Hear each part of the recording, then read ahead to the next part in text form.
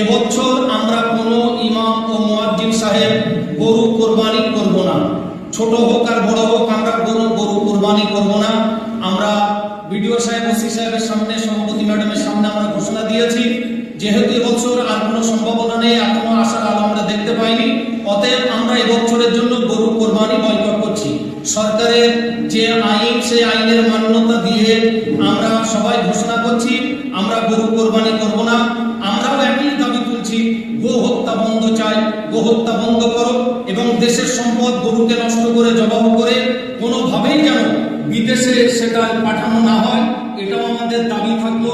সুতরাং আমরা শান্তি সম্প্রীতি বজায় রাখতে আমাদের ধর্মীয় বিধান এবং আমাদের ন্যায্য অধিকারকে এবছর আমরা কোরবানি দিয়ে আমরা গরু কোরবানির এই বিধান আমরা এবছরের জন্য বয়কট করছি। অতএব প্লিজ কেউ কোনো ইমাম মুয়াজ্জিন সাহেবের কাছে যারা আপিল করবেন না, দরখাস্ত করবেন না, জোরাজুরি করবেন না যে আমাদের গরুটাকে কোরবানি করে দেওয়া হোক। আপনি যদি আইন আদালতের সম্মুখীন হয়ে সার্টিফিকেট বার করে আনতে পারেন এবং সেই নির্দিষ্ট জায়গা যদি থাকে, ইমাম মুয়াজ্জিন সাহেব অবশ্যই করবেন।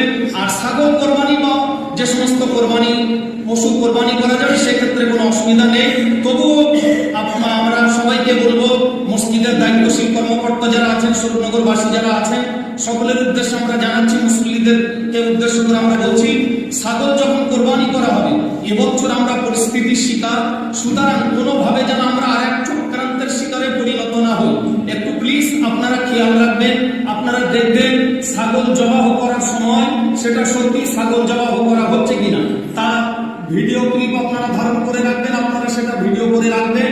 কোনোভাবে আর এক চক্রান্তের জাল বিস্তার করে এই ছাগল জবাহটাকে যেন আবার গরু জবাই করা বলে প্রচার করা না হয়, প্লিজ একটু সেদিকটায় আপনারা সবাই খেয়াল রাখবেন।